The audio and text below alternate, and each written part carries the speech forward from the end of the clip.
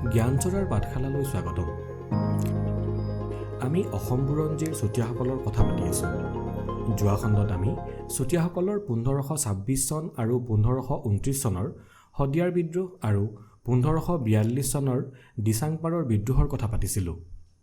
আজি চুতীয়াসকলৰ আন কেইখনমান বিদ্ৰোহৰ বিষয়ে ক'ম।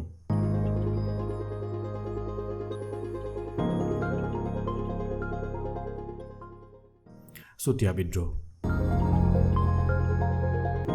1550 চনৰ শদিয়াৰ বিদ্ৰোহ। শদিয়াখোৱা গোহাঁই অৰ্থাৎ ফ্ৰাচেংমুং বৰগোহাঁইৰ মৃত্যুৰ পাছত কংসপাত্ৰ নামৰ এজন চুতীয়া লোকৰ প্ৰতিপত্তি বৃদ্ধি পাইছিল। তেওঁক আহোম ৰাজ্যৰ একাংশ ৰাজকোঁৱৰেও সহযোগ কৰিছিল। কংসপাত্ৰই নিজকে ৰজা ঘোষণা কৰি আহোম ৰজাৰ বিৰুদ্ধে বিদ্ৰোহ আৰম্ভ কৰিছিল। তেতিয়া আহোম সিংহাসনত আছিল স্বৰ্গদেউ শুক্লেনমুং।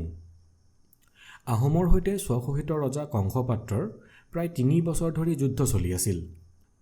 শেষত যুদ্ধত কংসপাত্ৰকে ধৰি বহু চুতীয়া লোকৰ মৃত্যু হৈছিল।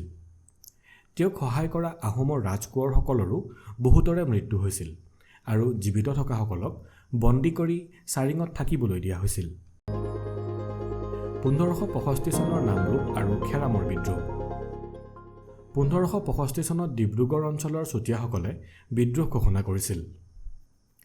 তেওঁলোকে নামৰূপ আৰু খেৰাম অঞ্চলৰ আহোম গাঁওসমূহত লুণ্ঠন চলাইছিল। সেই সময়ত আহোমৰ ৰজা আছিল চুকাম্ফা। আহোম ৰজাই বিদ্ৰোহ দমন কৰিবলৈ চাওলুং টিমাক পঠিয়াইছিল।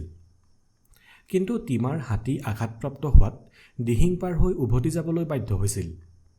অৱশ্যে পাছলৈ এই বিদ্ৰোহ দমন হৈছিল। 1572 চনৰ শদিয়াৰ বিদ্ৰোহ।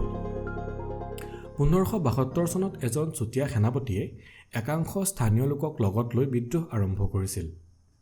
এই বিদ্ৰোহ দমন কৰিবলৈ আহোম ৰজাই চাওলুং চাৰিং, ফ্ৰাচেংমুং বৰগোহাঁইকে ধৰি কেইবাজনো ডাঙৰীয়াক পঠিয়াইছিল। বিদ্ৰোহীসকলে কাঞ্চাই আৰু পুখুৰীখনা অঞ্চলৰ চুতীয়া লোকক লৈ আহোমৰ বিৰুদ্ধে যুদ্ধ কৰিছিল। যুদ্ধত বিদ্ৰোহীসকল পৰাজিত হৈছিল। আহোমে চুতীয়াসকলৰ সেনাপতি আৰু কাঞ্চাই গাঁৱৰ মুখিয়াল আৰু কিছু লোকক বন্দী কৰি ৰাজধানীলৈ লৈ গৈছিল। 1665 চনৰ উত্তৰপাৰৰ বিদ্ৰোহ।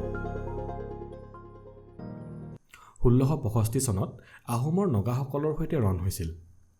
আহোমে এই যুদ্ধত ব্যস্ত হৈ থকাৰ সময়তে উত্তৰপাৰৰ লখিমপুৰৰ কিছু চুতীয়া লোকে বিদ্ৰোহ আৰম্ভ কৰিছিল। তেওঁলোকক সহায় কৰিছিল একাংশ মিৰি আৰু দফলা লোকে।